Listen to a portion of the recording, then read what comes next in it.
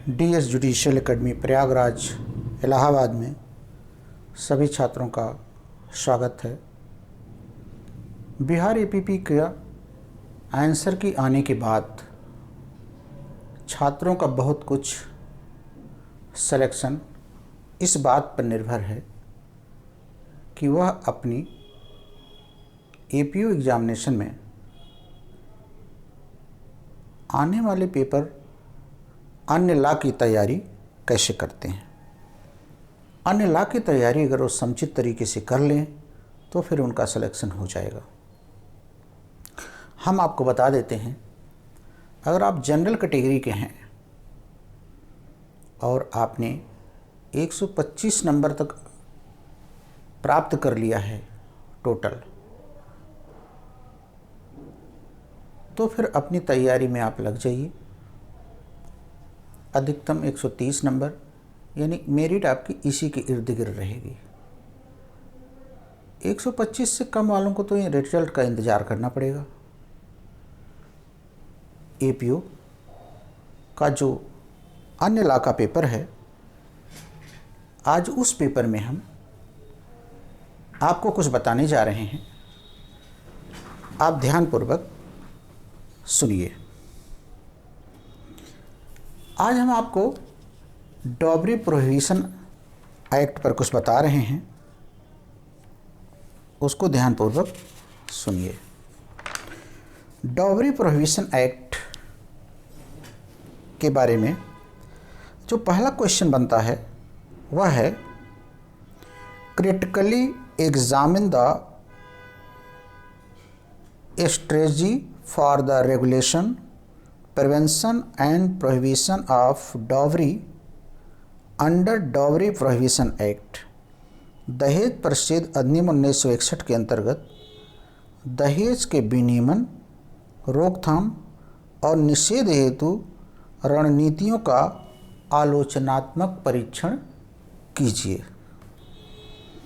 तो आइए हम सबसे पहले दहेज की डेफिनेशन आपको बताते हैं। दहेज की डेफिनेशन दहेज परिषद अधिनियम की धारा 2 में दी गई है। इसमें कहा गया है कि इस अधिनियम में दहेज से कोई ऐसी संपत्ति या मूल्यवान प्रतिभूति अभिप्रेत है जो विवाह के समय या उसके पूर्व या उसके पश्चात किसी भी समय विवाह के एक पक्षकार द्वारा विवाह के दूसरे पक्षकार को या विवाह के किसी भी पक्षकार के माता पिता द्वारा किसी अन्य व्यक्ति द्वारा विवाह के किसी भी पक्षकार को या अन्य व्यक्ति को ऐसे पक्षकारों के विवाह के संबंध में या तो प्रत्यक्षतः या अप्रत्यक्षतः दी गई है या दी जाने के लिए करार की गई है, किंतु उन व्यक्तियों के संबंध में जिन्हें मुस्लिम पर्सनल लॉ लागू होता है, मेहर इसमें नहीं आती है। धारा 2 में जिस मूल्यवान प्रतिभूति की बात की गई है उसे आईपीसी में धारा 30 में बताया गया है। उपरोक्त परिभाषा जो विधायिका ने बनाया है वह स्त्रियों की सुरक्षा के लिए है। उन पर एक आवरण बनाने का प्रयास करती है। इसमें सभी चीज़ों को शामिल किया गया है जो दहेज रोकने के लिए आवश्यक हैं। दहेज जैसी बुराई को दूर करने के लिए आवश्यक भी है। एक स्त्री को सुरक्षा देने के लिए यह आवश्यक भी है। वहीं मुस्लिम विधि में विवाह के प्रतिफल स्वरूप पति पत्नी को एक निश्चित धन या रकम देता है जिसे मेहर कहते हैं। यह भी एक धन है जो विवाह के एक पक्षकार द्वारा दूसरे पक्षकार को दिया जाता है, किंतु यह मुस्लिम स्त्रियों की सुरक्षा के लिए है। पति द्वारा पत्नी को तलाक देने के अधिकार पर यह प्रतिबंध लगाता है। यही कारण है कि इसे दहेज में नहीं शामिल किया गया है। दहेज की उपरोक्त परिभाषा देखने से इसकी विशेषताएं स्पष्ट होती हैं। पहली विशेषता, दहेज के अंतर्गत संपत्ति या मूल्यवान प्रतिभूति दोनों को शामिल किया गया है। मूल्यवान प्रतिभूति परिभाषा को विस्तृत कर देती है। इसकी दूसरी विशेषता है, दहेज में जो संपत्तियां दी जाती हैं उनमें विवाह के समय उसके पूर्व या उसके पश्चात दी जाने वाली सभी संपत्तियों को दहेज में शामिल किया गया है। तीसरी विशेषता है दहेज चाहे वर पक्ष द्वारा कन्या को दिया जाए, कन्या पक्ष द्वारा वर को दिया जाए, दोनों इसमें शामिल किया गया है। चौथी विशेषता है दहेज में प्रत्यक्षतः या अप्रत्यक्षतः दी गई संपत्तियां शामिल हैं या वे संपत्तियां जिनको देने का करार किया गया है उन्हें भी शामिल किया गया है। अब हम एक बात पर मुख्य पर चर्चा करने जा रहे हैं कि 1961 से लेकर आज तक 59 ईयर के बाद भी इस दहेज को क्यों नहीं रोका गया, इस पर एक आलोचनात्मक टिप्पणी।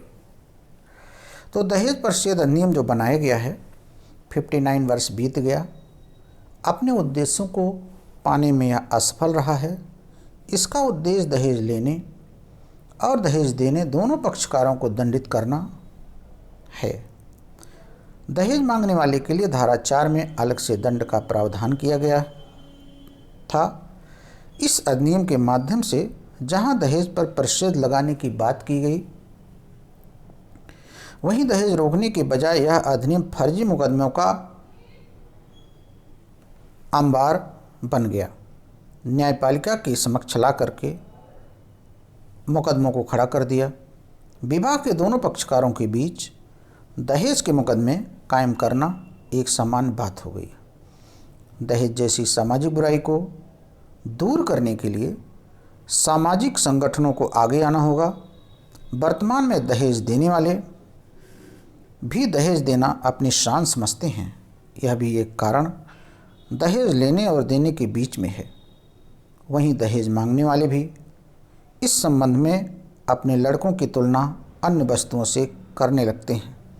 फिर दोनों के बीच एक असामान्य स्थिति बनती है जो विवाह के टूटने के कगार पर पहुंच जाती है।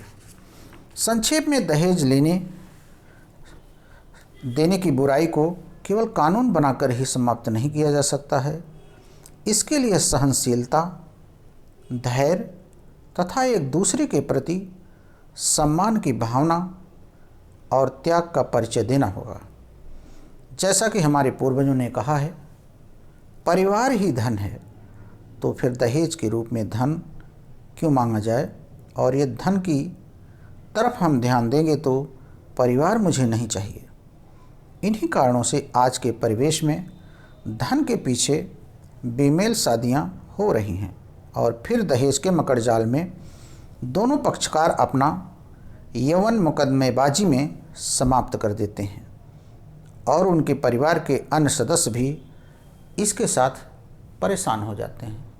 तो संक्षेप में दहेज क्या है, इसकी विशेषताएं और इसका आलोचनात्मक परीक्षण, एक क्वेश्चन आप बिहार एपीओ के लिए तैयार हुआ और इसी सीरीज का हम अगला वीडियो आपको जब तक एग्जामिनेशन नहीं हो जाता है तब तक देते रहेंगे। यह बिहार एपीपी परीक्षा का अन्य विधि पर माइनर एक्ट पर पहला वीडियो का पहला पार्ट है। इसका अगला पार्ट आपको हम शीघ्र देंगे। सभी छात्रों को बहुत बहुत धन्यवाद।